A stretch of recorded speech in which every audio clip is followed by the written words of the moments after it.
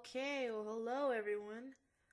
Back at it for the DIYs for the month of February. This is a video that I have been promising you for months now. Oh my gosh. I do want to go over why it took me this long because it just frustrated the hell out of me. Now, I'm going to go over materials and just a few things where I went wrong initially and where I'm going to pick back up on and finally finish my purse, because this is going to be my purse. So, without further ado. Alright, so this is what the purse that I had started off with. If you follow me on Instagram or Facebook or wherever, you might understand that I'm a huge Eddie Murphy Coming to America fan. So I had to do my purse with the McDowell's patch. I had to. Now, part of the materials you're going to use first off for this part, you're going to want to get printable fabric sheets that you buy. I think they're like 5 to a pack or something like that. You can get them at Michael's, Joann's, Hobby Lobby. And you get your picture that you want on your computer, and then you print it out on your home printer. You peel off the fabric, and then you have this. Now, unfortunately on mine, I ran out of color ink, so I had to color in all this red and yellow with fabric markers, which it doesn't look perfect to me, and that's why I stopped that long ago, because I kept promising myself that I really needed to get color ink. And well, the color ink from my printer is, I have a Dell, so I can only order my ink from Dell, and it's very expensive. So this whole time I've been just holding off, basically because of the printer. But I mean, I can't wait anymore, and I've been promising my channel that I would finish this project. So I'm just going to leave it as is. Obviously, if you have a color printer and it has color ink, please print out your picture, and your part this part of your purse will already be better than mine. So I printed out, mine's 5.5 by 5. That's how big I printed my picture out. I used the printing wizard on my computer to make the photo a larger print to the size that I needed. Of course, I measured my purse out first before I did that. Okay, so let me go right along into the rest of the materials. You're going to need any color of pleather or vinyl that you want. I chose white because I'm trying to, this is an inspired piece basically off the Moschino soda fountain drink bag, and theirs is white. Of course, you can do whatever you want. And also for your patch, you know, doesn't have to be McDonald's or Moschino or McDowell's. You could make your own. It could be unicorn piss, men tears, whatever the hell, you know, whatever you want, something smart ass for your soda fountain purse, go for it. So you're going to need the pleather. You're also going to need a reoccurring material that comes up a lot of times on my channel, is the heavy interfacing, which as you can see is very thick. It is sewable, washable, so that's why I stick with it a lot. You're also going to need a hot glue gun sticks. I also have this right here. This piping, this plastic tubing will be the straw that goes on top of the lid of the purse. Now, if you don't know how to come upon this, I will tell you right now. You get this in the plumbing section at Lowe's or Home Depot or whatever home improvement store that you have, and they sell this by the foot, so you have to buy it by the foot, but it's really inexpensive. It was like 16 cents a foot. So I really didn't even need that much, but you got to buy it at that length. So it's 16 cents, super cheap, plumbing section. Also, you're going to need toggle buttons. Okay? And they look like this. And I will show you later on. This is what's going to help hold the chains on the side of the purse, which I will show you later on in the video. Also, you're going to need, and you get this in the curtain section, the drapery section of your craft store. So I got this in the drapery section at Joann's, because that's where I usually go to buy my stuff. And this is a grommet kit. It was a little pricey, but with the coupon it came out, you know, a little bit more reasonable in price. But it is a large grommet set. It has 10 sets. It also comes with the tool, but I took the tool out because I'm using it for something else. And these are 7/16 inches in diameter, or 1.11 centimeters. And these are brass, which is perfect because that's the color that the original Moschino side grommets are. And then you're also going to need chain. This will be the strap for your purse. Mine is a 42-inch, 1.06 meter metal chain. I got this at Joann's, and this is the Blue Moon Beads brand. I wanted to get a big, fat, chunky chain because I figured the fatter the chain and chunkier, it'll be stronger, because obviously you want something with strength, because you're going to be, this is for your purse. You might have something heavy in your purse, so you need a chain that'll withstand the weight of that. And then of course you're going to need a sewing machine, your scissors. So let me share with you the pattern shape and the dimensions for the bag that I made. So you want to kind of study this shape, see how it looks. If you'll notice on the pattern, the longest part is the top, and it is curved outwards. The bottom of the bag is curved inwards, and it starts wider up here, and then it slants in a little bit there. So the dimensions of my bag, this is 18 inches up here. This is 7.5 inches widthwise, and then down here for the bottom of your cup is 13 inches. So 18, 7.5, 13 inches. So that way when you overlap and sew, you have your cup. You might want to play around with it a little bit, make sure that it does make a good cup shape, and you know, and you have the right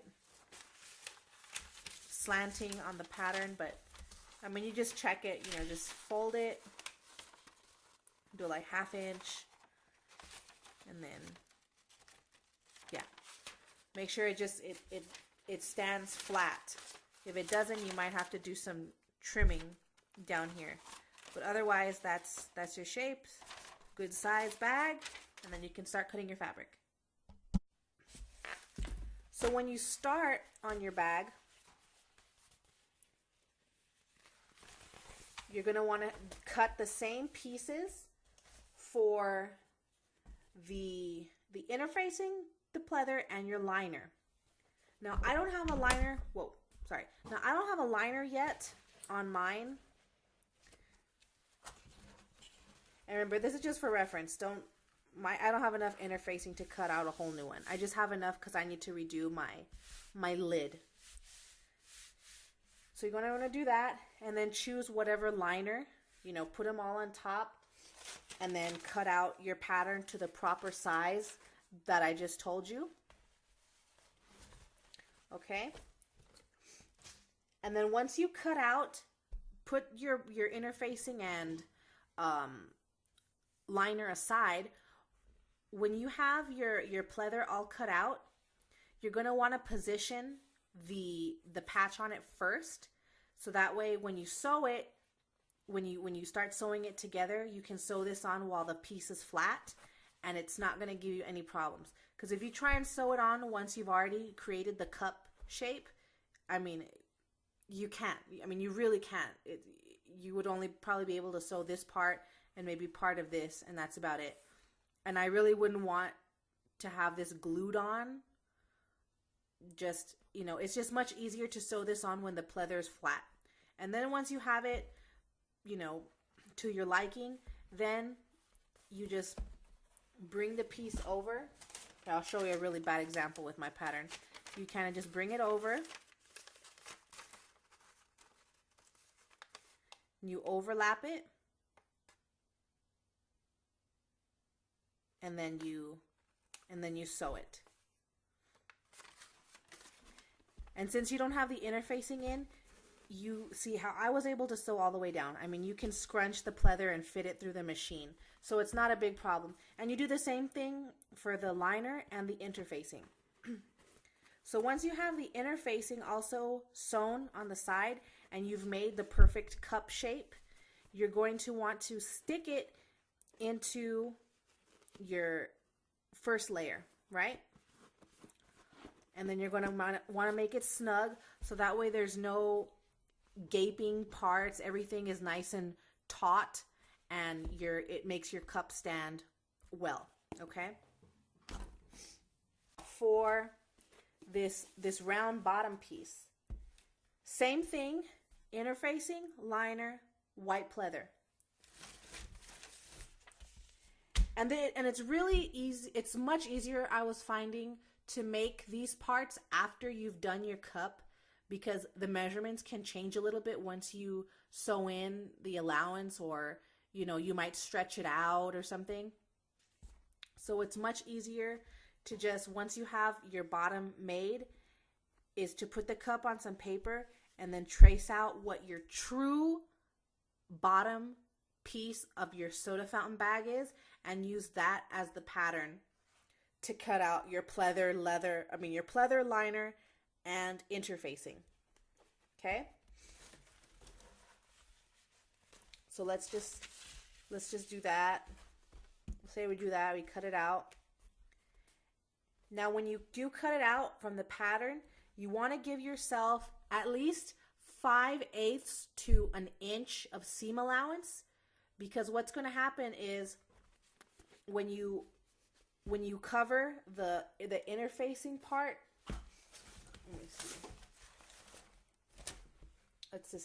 Let's say this is the bottom part. When you cover it with the leather, you have to have some excess that comes over, because you're going to need to sew it around, and then you're going to need to clip notches all around your bottom circular piece, because then you're going to have to fold it over so that way on the outside it looks nice and clean like this. So you can sew that part. Don't sew the liner yet, because the liner is going to be all one piece that you just drop in to make the purse look nice. So on the bottom part of your cup, remember, this is just an example. This is not the bottom to my bag. I already have that piece on there. Just get it, make the pleather a little bit bigger, 5/8 inches to an inch seam allowance to cover the sides.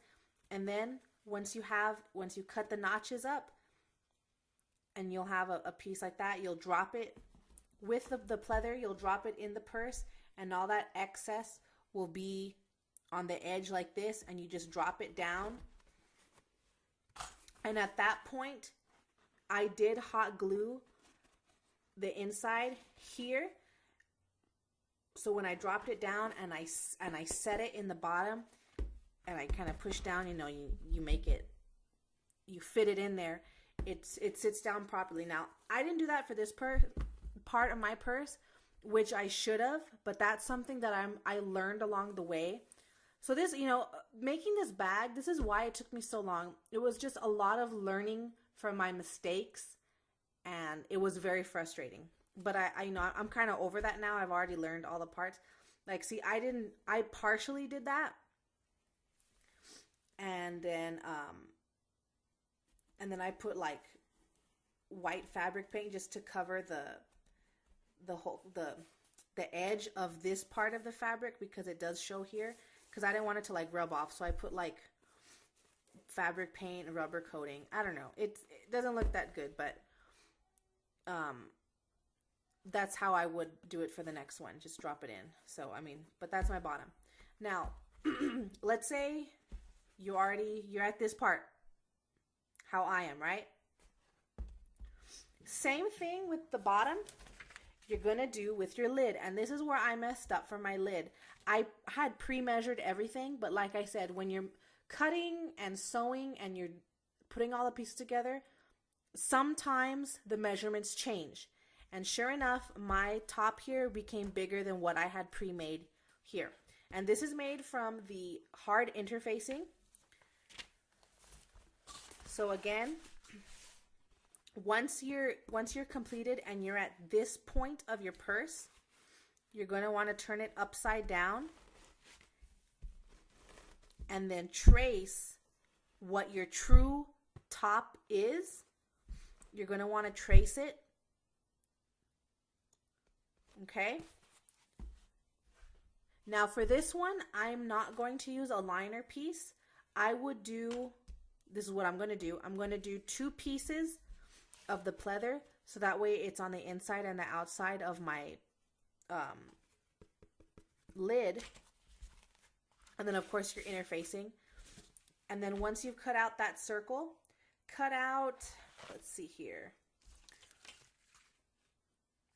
1 inch of thin strip to go around like the way mine looks. And then I hot glued it. And you know, since this is furry and kind of fat, and it's a fabric, you know, it's just really hard. The hot glue, it'll stay, you know, it's not going to be like falling apart because you're still going to put the pleather over it, right? So I'm going to do that.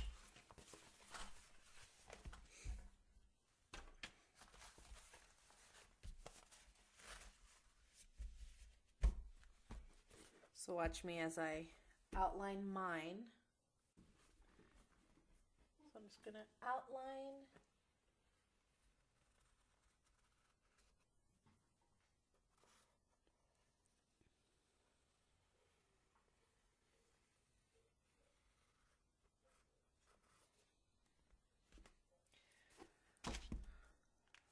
Not exactly perfect, but right now when I cut it out, it'll be more perfect than what it is.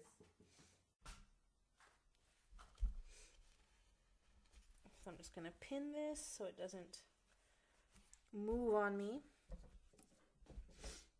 And then, like I said, I'm going to add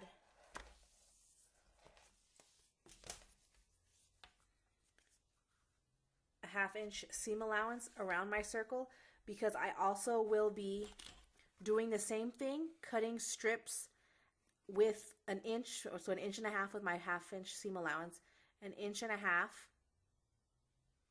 of this strip for the pleather, and I'm going to cut 2 of them so that way I have an outside and an inside.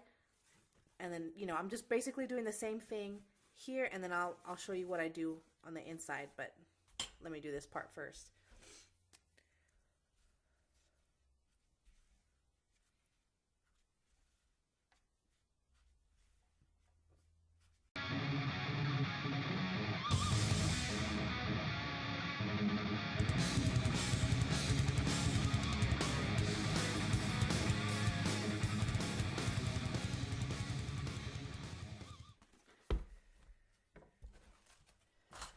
Do the interfacing.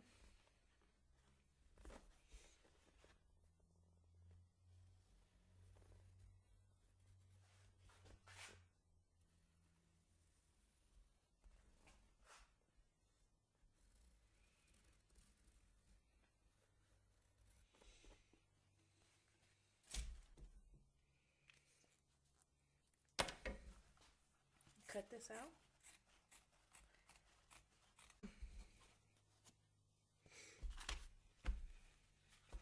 All right, so I have my 2 pieces. Oh, and then I still got to cut my...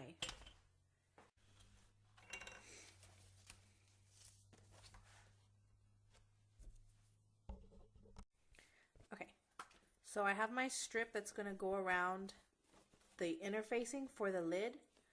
So what you carefully do, and this, I did burn myself quite a few times because it is such an odd place to, it's such a thin area, you know what I mean, to like glue it.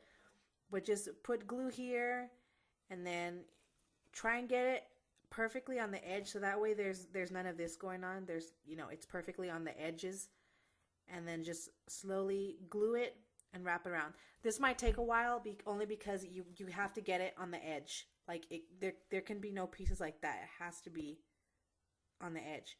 So do that. And then after that's done, then you'll have something like this, right? Then get your pleather and the piece the long strip that corresponds to this in leather, or pleather, I'm sorry.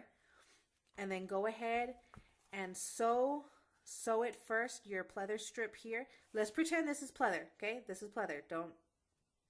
Let's just pretend. Sew this first and then turn it inside out, right? And then sew it right sides together all around.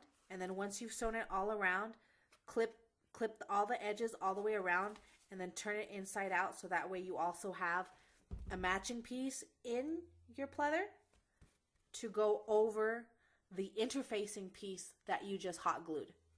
So go ahead and do that, and then we'll move on to the next step. So here I'm just making my strips for the outer edge of my lid.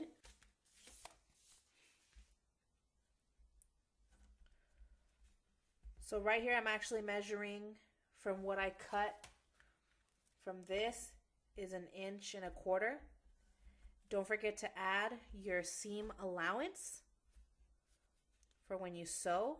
So I'm going to put little lines 1/2 inch up from there.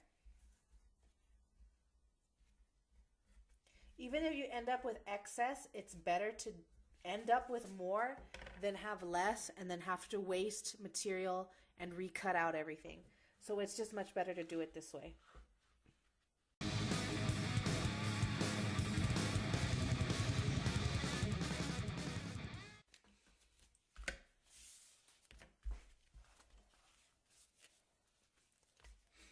Okay, and then just measure this.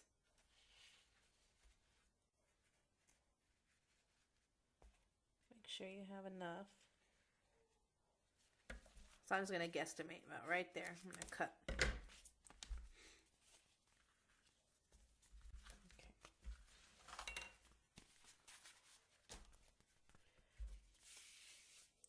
So I'm going to take this to the machine. So I have this part sewn. And make sure when you're sewing it that this part, the excess, is open flat and sewn flat. Okay, I'm going to take right side to right side. See how the furry part is looking up at me?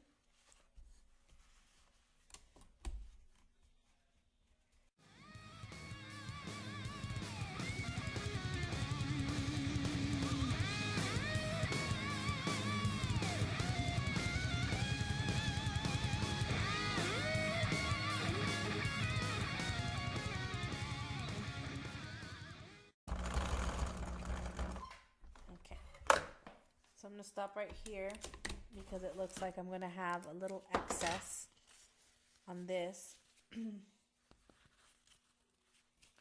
all you got to do is just go back to where you sewed in the beginning, which was this part, right?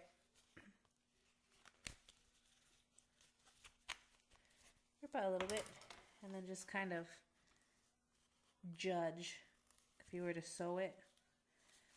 So I need to sew this much.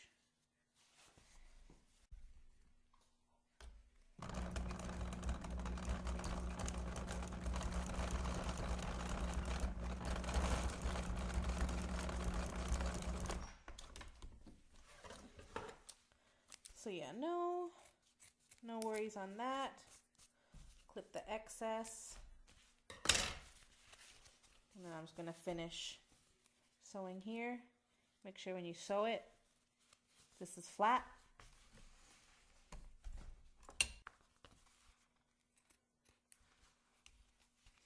And then what I was talking about, once you sew it, you clip real close by. See how I'm doing this? Do that all around.